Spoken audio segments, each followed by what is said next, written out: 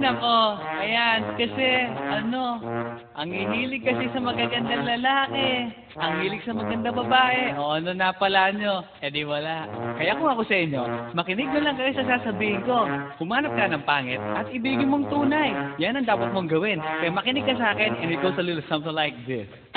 Kung gusto mong lumigaya ang iyong buhay, humanap ka ng pangit at ibigin mong tunay. Isang pangit na talagang di mo matanggap at huwag ang lalaki na iyong pangarap. Ngunit kung bakit ko sinabi to'y simple lang, pagkat magagandang lalaki ay naglalaro lang ng iyong oras.